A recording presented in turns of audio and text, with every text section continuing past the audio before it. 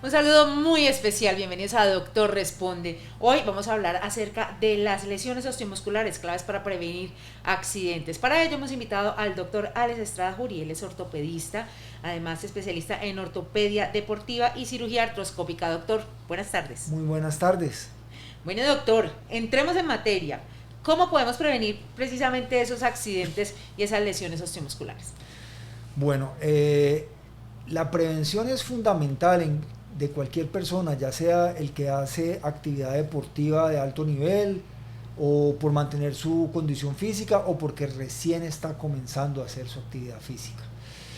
Para poder tener una buena profilaxis o una buena prevención, tenemos que comenzar de forma progresiva la actividad física que vayamos a desempeñar. En el caso de las personas que están comenzando por primera vez, deben de hacerlo de forma progresiva, o sea, no hacer 1 o 2 horas el primer día, debemos de comenzar con 15, 20 minutos y de ahí de forma progresiva ir aumentando las cargas. Ya las personas que llevan un poco más de tiempo o son deportes a nivel competitivo o practican deporte a nivel competitivo, pues ya estas personas tienen una adaptación mucho mayor y ya vamos a ver más adelante cómo podemos ir previniendo. El segundo tema es que para cada actividad deportiva tenemos que adaptar nuestro cuerpo. No es lo mismo la persona que va a practicar voleibol, que el que practica baloncesto, que el que juega béisbol, que el que hace ciclismo, o el que trota o el que nada. ¿Por qué? Porque las actividades, los movimientos, el gesto deportivo es completamente diferente. Por ende, si vamos a practicar un deporte, debemos de previamente hacer un muy buen trabajo de fortalecimiento de nuestras áreas principales, llámese el core, llámese nuestros miembros inferiores, cuádriceps, isquiotibiales, los tobillos, los tibioperoneos, en la parte de la natación, los hombros, la espalda, ¿sí? Y una vez tengamos un buen balance muscular, pues lo vamos combinando con nuestra actividad deportiva. Igualmente, algo que generalmente se le pasan tanto a los deportistas de alto rendimiento como a los deportistas principiantes es que no les gusta estirar. Y es muy importante volver a llevar esas fibras musculares. Cuando uno hace su actividad física, las fibras musculares se contraen y uno debe volverlas a llevar a su longitud normal para que la recuperación muscular sea mejor. Entonces, en ese orden de ideas, un muy buen programa de estiramiento también es bueno tenerlo en cuenta, tanto para las personas que comienzan como para las personas que ya llevan un alto rendimiento. Y lo mismo, si son personas que practican la natación, pues los estiramientos van a estar más enfocados al tren superior. Si son personas que corren o hacen ciclismo, el estiramiento va a estar más enfocado en el tren inferior o en la región lumbosacra. Y el tercer punto, perdón, ya tiene que ver con la parte de la alimentación. ¿Por qué? Porque si nosotros hacemos una actividad deportiva y no nos recuperamos apropiadamente, cuando volvamos a repetir esa actividad deportiva al día siguiente o a los 2 días o a los 3 días, nuestros músculos pueden estar fatigados, nuestras reservas de glucógeno pueden estar deficientes y es ahí en donde se pueden empezar a presentar calambres musculares, contracturas, desgarros musculares que nos pueden llevar a una lesión. Entonces, haciendo un breve recuento, número 1, comienzo progresivo, número 2, fortalecimiento, número 3, flexibilidad, número 4, adecuada alimentación e hidratación durante el ejercicio. Podemos agregar un número 5 y es una valoración con nuestro médico en donde podamos tener en cuenta, digamos, nuestras falencias o nuestras debilidades, que en este caso pueden ser algunas acortamientos o deficiencias musculares que puedan generar que se presenten estas alteraciones. Entonces nuestro médico nos hace una valoración, nos mide si tenemos una pierna más larga que la otra, si tenemos un pie que está pronando o está a pie plano, o si tiene una escoliosis, factores de riesgo que pueden interferir en presentarse estas lesiones de una forma más frecuente. Doctor, hablaba usted ahora de las sesiones de estiramiento. ¿Qué tiempo tiene que pasar para después de haber entrenado para ese estiramiento? ¿Tiene que ser inmediato o digamos que puede pasar un tiempo como que la persona ya terminó de hacer ese ejercicio, fue para la casa y quiso estirar? ¿Es lo mismo? Bueno, la idea del estiramiento post ejercicio debería ser cuando todavía el cuerpo está caliente. O sea, terminamos de hacer nuestro ejercicio y vamos a hacer nuestra rutina de estiramientos, dado a que el cuerpo todavía está caliente. Pero esas personas que sabemos que son tiesas, que sabemos que les cuesta, que tienen dificultad para estirar y que si no mejoran, pues tienen un mayor riesgo de lesionarse, pueden hacer, pues obviamente después finalizado su ejercicio, pero también lo pueden hacer en la mañana, cuando están en la ducha, como una manera de un estiramiento muy suave para ir ganando flexibilidad en esos fibras musculares y en esos ligamentos y en toda la parte locomotora del cuerpo humano. Bueno, por acá nos preguntan a través de redes, ¿las lesiones osteomusculares aparecen solo en las extremidades? No necesariamente. Si ustedes recuerdan, recientemente semifinal del Wimbledon, Rafael Nadal se retiró por una lesión muscular en la región abdominal y pues también pueden ocasionarse en el tronco, o sea, no solamente las extremidades, brazos, piernas, pueden ser abdominales o pueden ser la región lumbosacra, donde los músculos erectores de la espina tienen también contracturas, los músculos escapulares también tienen contracturas, el trapecio, el cuello, o sea, no necesariamente tienen que ser miembros superiores o inferiores. ¿Y tiene algunas causas que sean como o factores de riesgo estas lesiones? Las lesiones musculoesqueléticas se favorecen básicamente por dos causas. La primera, sobrecarga. Hacemos más de lo normal y no lo recuperamos lo suficiente. El músculo se fatiga, se contrae y se rompe la fibra muscular.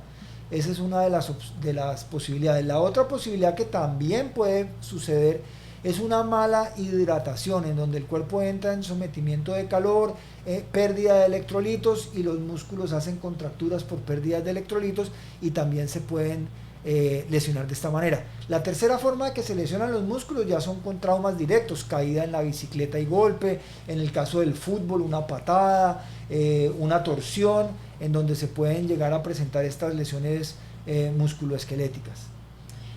Nos preguntan si hacer masajes periódicamente ayuda a que se prevengan las lesiones.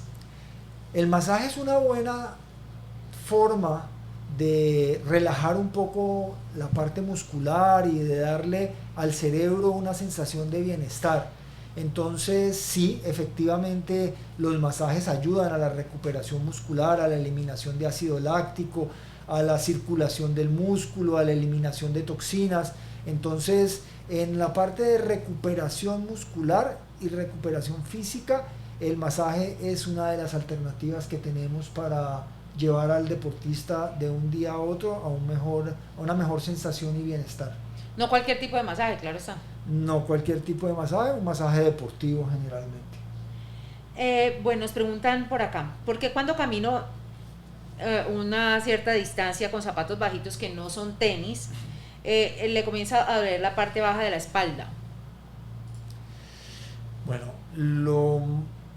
probablemente el tema va hacia que la persona debe tener algunas contracturas musculares que están haciendo que esa espalda tenga que soportar más peso o hacer un mayor esfuerzo para mantener la postura.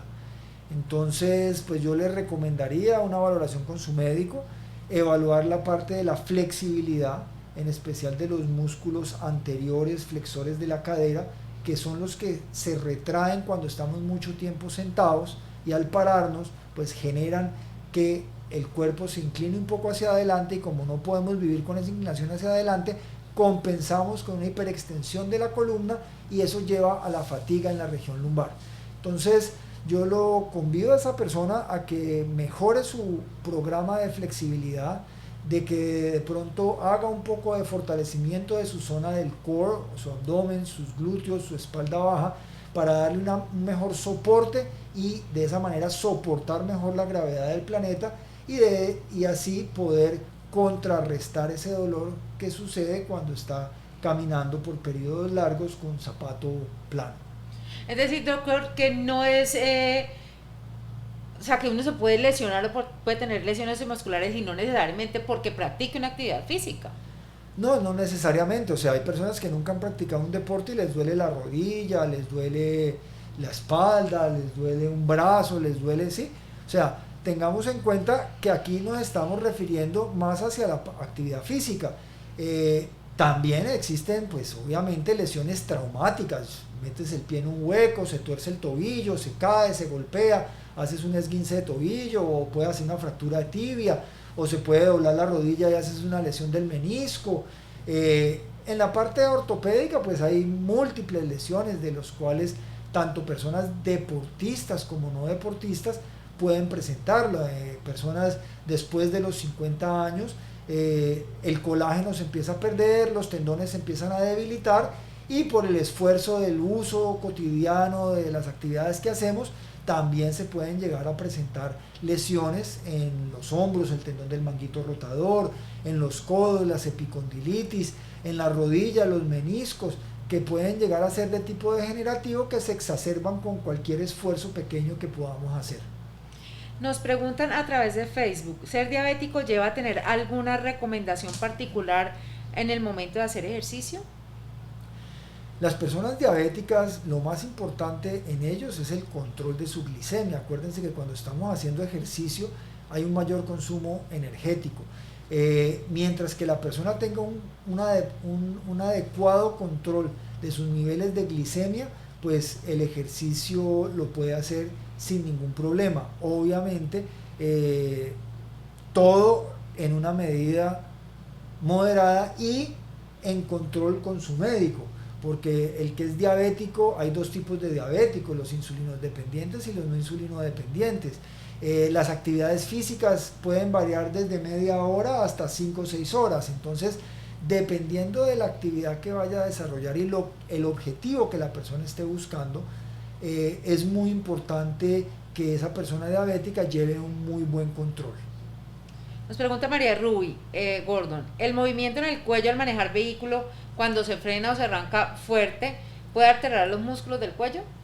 Efectivamente, una frenada brusca o usualmente cuando hay accidentes que estamos en el semáforo y nos golpean bruscamente por detrás en el carro, hay movimientos que súbitamente sensan el cuerpo y el cuerpo, el manejo, la respuesta del cuerpo es a estabilizar el cuello para que no vaya a haber un trauma en el cuello o en la cabeza, y eso genera un espasmo muscular y por eso están los famosos dolores cervicales posteriores a movimientos bruscos, y eso se debe básicamente a una respuesta de control del cuerpo, de protección del cuello, y pues termina en un espasmo muscular o mico, que lo llamamos vulgarmente. Dice a Mauri Suárez, ruptura parcial del supraespinoso se sana solo, tiene 42 años.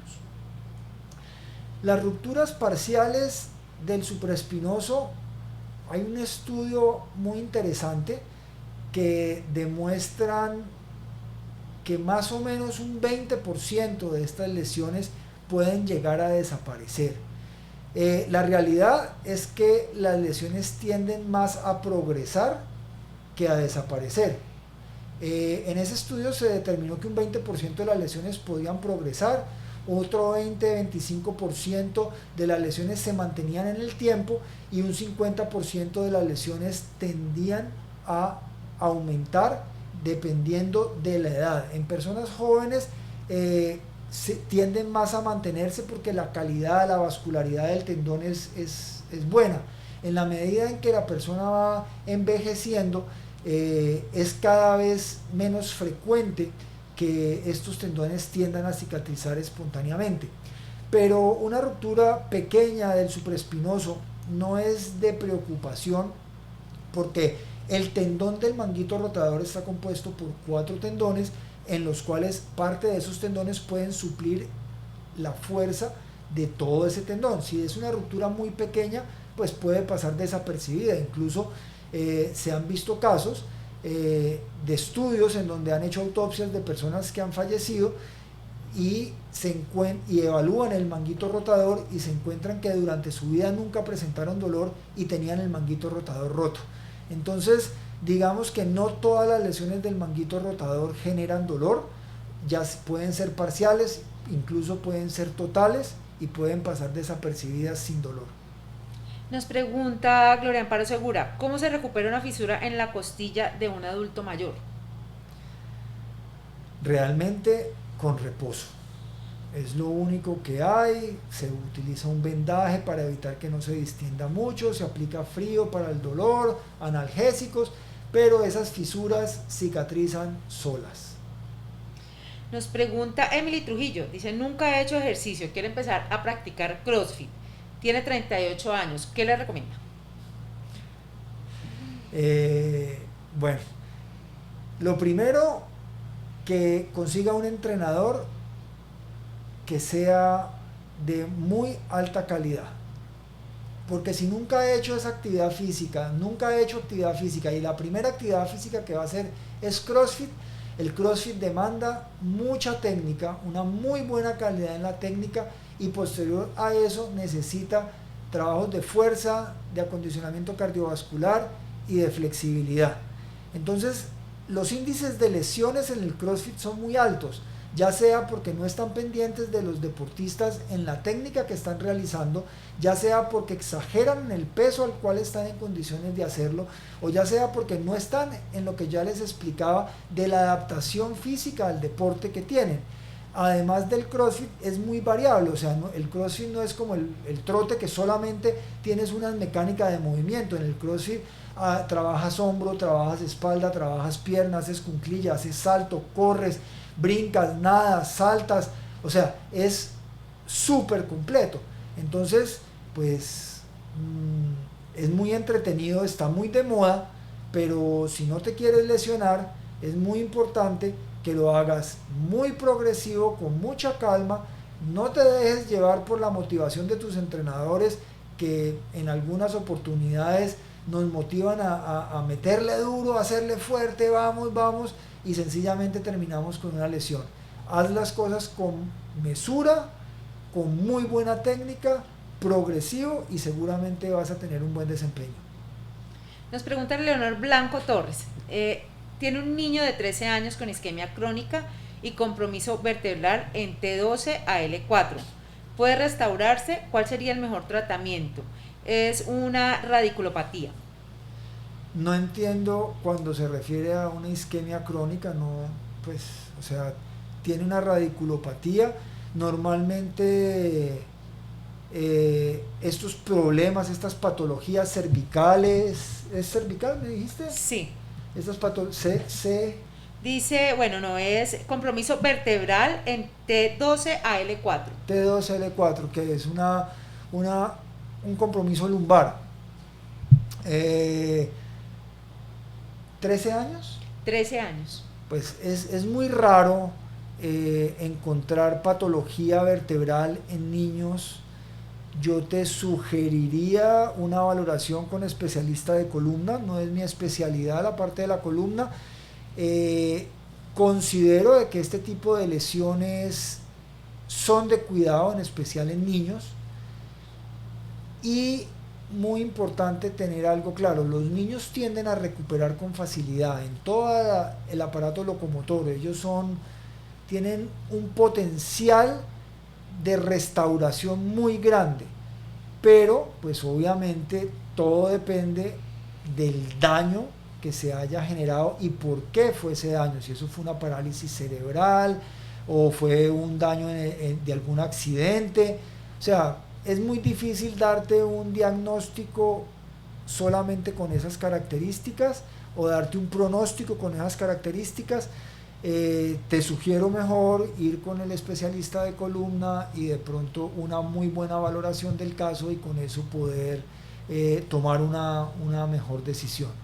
Que también los encontramos aquí en la clínica Imanaco, por supuesto. Por supuesto que sí. Bueno, doctor, ¿hay alguna alimentación recomendada como para evitar este tipo de lesiones? Bueno, normalmente lo más importante, consumo de proteína. Recordemos que si uno va a construir un edificio, necesitas ladrillo y hierro. Si tú quieres mantener un cuerpo saludable y construir masa muscular, necesitas proteína, ¿sí? La proteína está en la carne, el pollo, el huevo, el pescado, en algunas leguminosas. Tienen una gran cantidad de proteína que te ayudan a restaurar la masa muscular que se rompe cuando estamos haciendo nuestra actividad física. Lo segundo, el líquido. Recordemos que somos 60-65% agua de nuestro cuerpo y cuando hacemos ejercicio, para mantener la temperatura corporal, el cuerpo pierde líquidos. Si perdemos muchos líquidos, empiezan a debilitarse los músculos y a tener desbalances hidroelectrolíticos que pueden llevar a generar lesiones. Entonces, el otro tema de la alimentación es una adecuada hidratación. Si vamos a hacer trabajos menores a 1 hora, podemos hidratarnos solamente con agua. Si hacemos trabajos superiores a 1 hora, bebidas hidroelectrolíticas, y si el calor es extremo, pues tenemos que tener en cuenta, y si vamos a hacer muchas horas de trabajo, incluso suplementarnos con sales minerales. Al ser uno deportista, ¿está más propenso a lesiones? Efectivamente, las personas que hacemos deporte tenemos una incidencia mayor en presentar lesiones en nuestro aparato musculoesquelético. Entre más lo movamos, más riesgo tenemos. Aparte que el deportista de rendimiento siempre está tratando de llevar el cuerpo a un nivel submáximo o máximo, y es ahí en donde más lesiones empezamos a desarrollar. ¿Las terapias con hielo ayudan a evitar lesiones? El hielo es una forma de desinflamar el cuerpo, entonces es una forma de recuperar el organismo después de una jornada dura de trabajo, es una forma de hacer una vasoconstricción y evitar esa inflamación que se genera en algún trauma que hemos recibido en alguna actividad física o en algún músculo que se ha contracturado.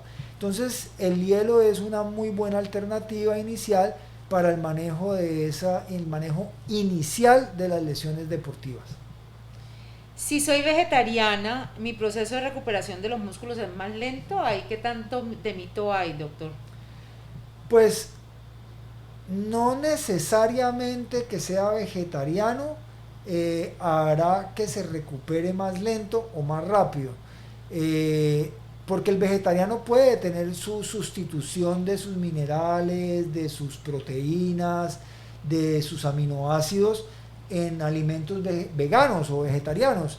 También hay que ver una gran diferencia. Hay el vegetariano que no come huevo, hay el vegetariano que es ovo-lacto vegetariano, hay algunos que en algunas oportunidades comen algo de pollo o de pescado. Entonces, pero en sí, mientras que la persona pueda restituir su proteína, pueda restituir el complejo B y pueda restituir las fuentes de hierro en sus alimentos, no va a tener ningún problema, coma carne o no coma carne. Nos pregunta Girley, ¿qué tanto funciona la osteotomía de tibia? Bueno, la osteotomía de tibia es un procedimiento que utilizamos en ortopedia, en alteraciones de la rodilla o en alteraciones por accidentes en donde hay deformidades óseas. Cuando se habla de osteotomía, estamos hablando de un corte. Cuando hablamos de la tibia, es el hueso en donde se hace el corte. Osteotomías de tibia hay muchas. Hay unas osteotomías de realineamiento, en donde está enfocado en realinear la rótula. Entonces está la osteotomía de Fulkerson, está la osteotomía de Macked, está un Emslie Trillat, Emslie. Existen osteotomías de rotatorias para problemas rotacionales, existen osteotomías valguizantes para problemas de exceso varo o exceso carga en el compartimento interno, existen osteotomías distales en la tibia para problemas de valgo en el tobillo y así sucesivamente. O sea, la osteotomía de tibia bien indicada es una muy buena alternativa para mejorar la alineación de la extremidad y de esa manera redistribuir la carga en el organismo, en la extremidad. Bueno, por acá nos preguntan nuevamente la persona que estaba hablando acerca de la fisura de la persona mayor. y dice que cómo sería el vendaje, ya que no les dieron alguna indicación para hacerlo. A ver, tratar de hacer una consulta por este tipo de medio sin ver un paciente es muy difícil. Yo te recomendaría consultar con el médico o por urgencia si tiene mucho dolor. Pero es un vendaje de 6x5 en donde sencillamente arropas todo el tronco buscando que haga que se produzca un poquito de compresión y de esa manera cuando la persona respire no distienda tanto la caja torácica y de esa manera va a eliminar un poco el dolor. Es una alternativa, no es un tratamiento, decir, indicado 100% en todos los casos, ayuda a hacer alivio del dolor. ¿De qué manera se puede recuperar la banda femoral, sobre todo cuando hay mucho dolor? El diagnóstico que le dieron fue afectación en la banda femoral. Ok. Eso se llama una tendinitis de la bandeleta iliotibial. Generalmente se presentan en personas que tienen una deformidad en varo de sus rodillas, en donde la bandeleta, el cóndilo femoral externo, roza con la bandeleta, con la flexoextensión de la rodilla. Normalmente se presentan por retracciones musculares, retracción de la bandeleta. El tratamiento de estos casos son con terapia física, buscando estirar la bandeleta iliotibial, poner modalidades para disminuir esa inflamación y ese dolor. Y si ya, a pesar de haber hecho todo ese tratamiento y haber hecho 10, 15 sesiones de terapia con antiinflamatorios, no mejora, existe la posibilidad de hacer infiltraciones de la bandeleta o incluso hacer una artroscopia y hacer un hueco en el sitio donde hay roce y de esa manera liberar un poco la tensión de la bandeleta. Bueno, nos preguntan cómo se pueden o cuál es el tratamiento de este tipo de lesiones. ¿De cuáles? Lesiones osteomusculares, yo pienso que todo es diferente, ¿verdad, doctor? Sí, o sea, las lesiones osteomusculares, como su nombre lo dice, osteo, hueso, muscular es músculo, abarcan toda la patología del ortopedista. Entonces, fracturas de huesos, fisuras en los huesos, lesiones de los ligamentos, lesiones de los meniscos, lesiones de los tendones, lesiones de los músculos. Entonces, cada una de esas lesiones tienen un manejo diferente. No es lo mismo el manejo en el hombro que el de la rodilla, que el del tobillo. Se me escapaban las lesiones del cartílago también.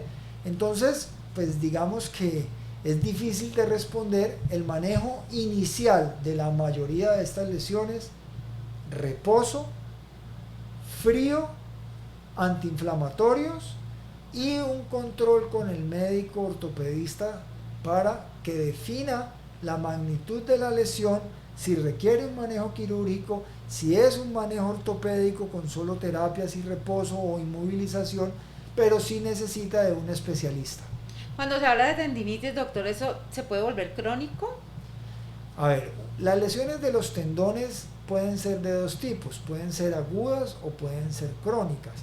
Las lesiones agudas son los traumas directos sobre el tendón, las lesiones crónicas son el exceso de microtraumas que llevan a una lesión del tendón y generalmente no son tratadas y con dolor en la persona siguen haciendo su actividad porque les permiten hacerlo y se convierten en unas lesiones crónicas.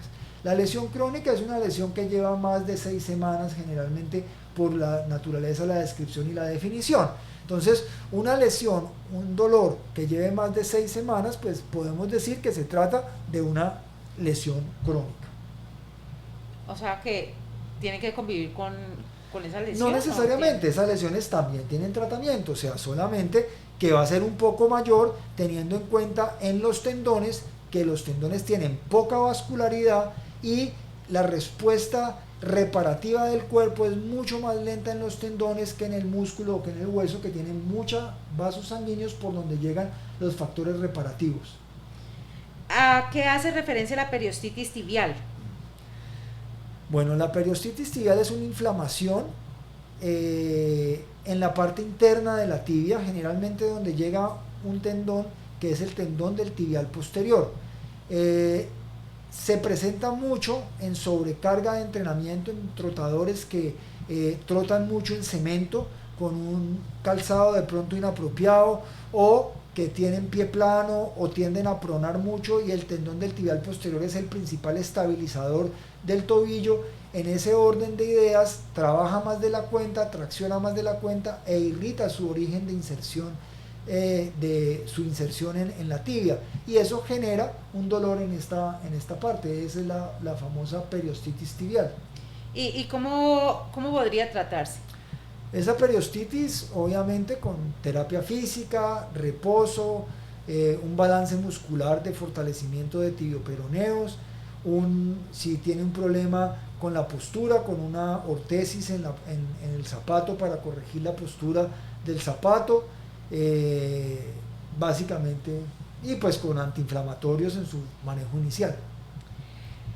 Bueno, a ver si logro interpretar o leer bien esta pregunta. Dice Andino Bike: cuando hay ruptura total del tendón cuádriceps, ¿se puede presentar la posición ergonómica de la rótula?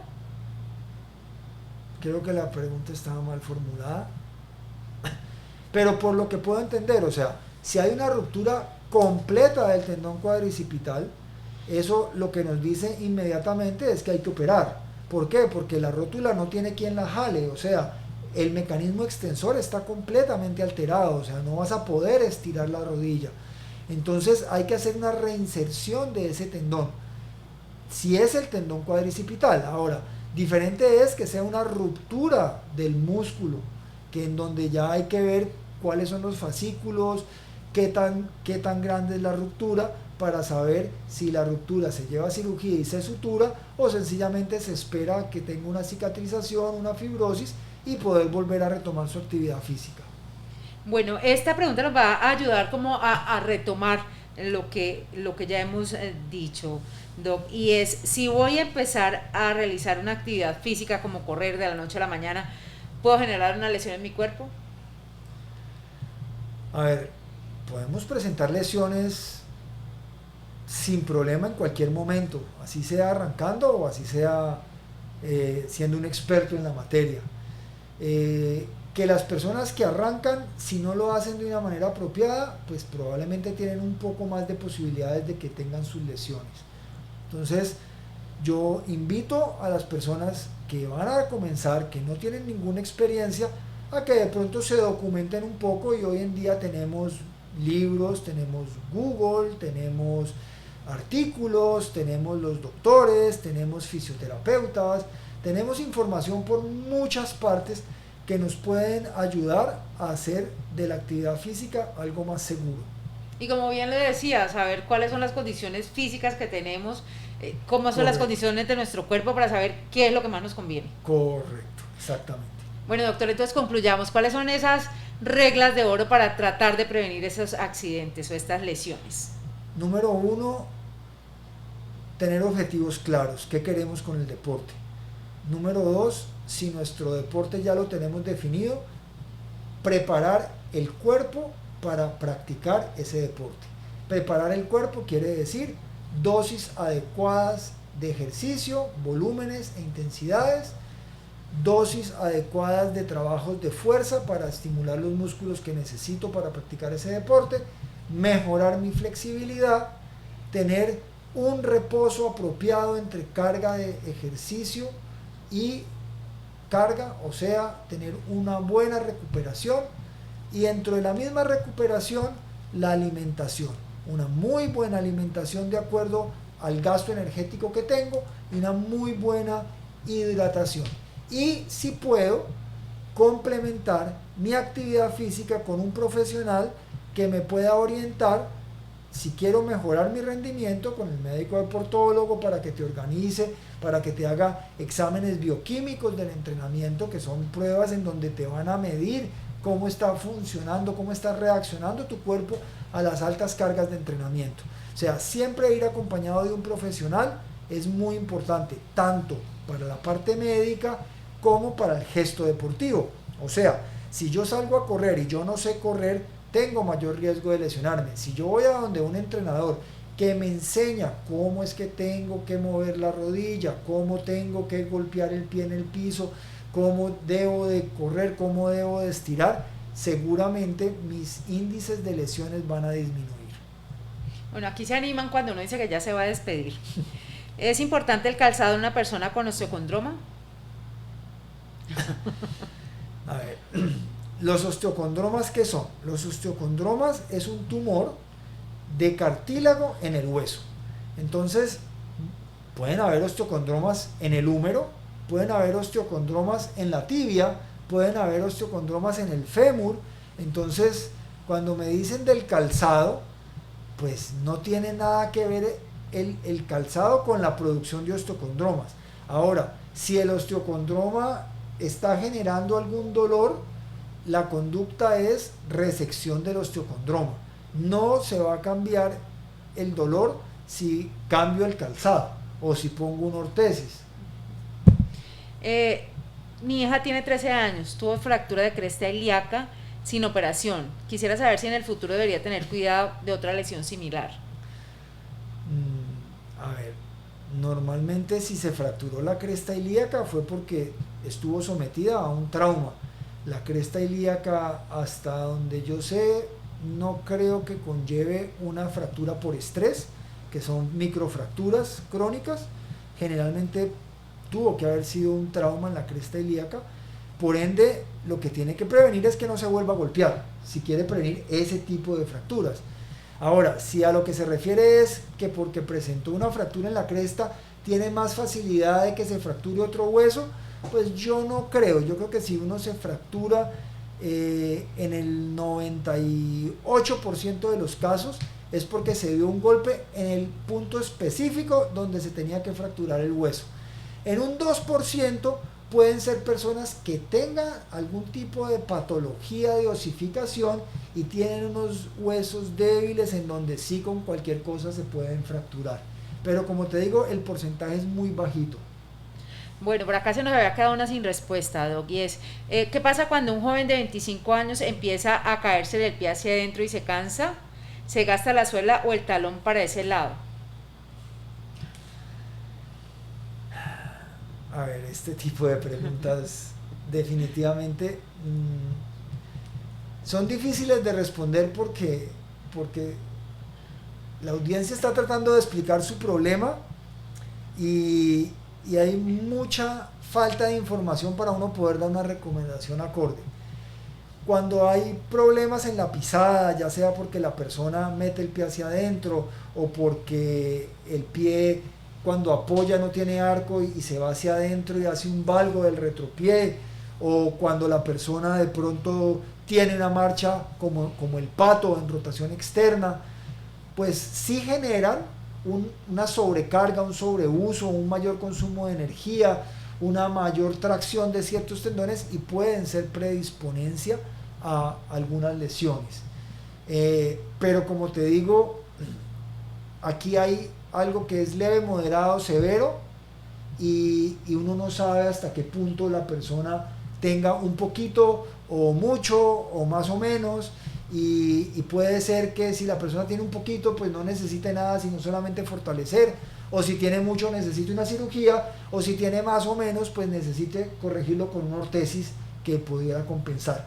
Entonces las preguntas a este tipo de preguntas es mejor especialista, valoración con el especialista y ya viendo la persona, examinando la persona, pues puede uno tomar una mejor decisión. Bueno, entonces lo que le recomendamos a Abigail es que nos visite. Correctamente. Para poder darle un mejor diagnóstico y saber realmente cuál es el caso. Es correcto. Bueno, doctor, muchas gracias por su compañía, muchas gracias por satisfacer las inquietudes y las preguntas de todos nuestros seguidores. No, muchas gracias a todos ustedes por la audiencia y esperamos verlos en algún momento en nuestra clínica en Banaco. Claro que sí. Bueno, por lo pronto la invitación está para el próximo jueves a las 6:30 de la tarde. Recuerden que hemos regresado a la presencialidad con nuestras charlas con el especialista. Este jueves nos va a acompañar el doctor Edgar Nesin Dayan. Vamos a hablar acerca de los trastornos hormonales como la tiroides afectan nuestro organismo. El doctor Edgar Nesin es especialista en endocrinología y medicina interna. Les recuerdo que la invitación es para el jueves 28 de julio a las 6:30 de la tarde, Torre B, en el auditorio Alex Cobo. Este es el piso 6, presencial, así que las personas que estén cerca, las que no están cerca pero que están en este momento oyendo la invitación, oyendo la información, pues los invitamos a que se acerquen y puedan satisfacer todas sus inquietudes, todas sus dudas con este excelente especialista. Y además los invitamos a que nos visiten en redes sociales. En este momento tenemos un blog que es Así Podemos Cuidar Nuestro Cerebro. Acaba de pasar el Día Internacional del Cerebro, así que pues bueno, ahí hay información de interés, así como la que encuentra en nuestras redes, siguiéndonos como @Clínica Imbaraco. Clínica Imbaraco, Grupo Quirón Salud, vocación de servicio.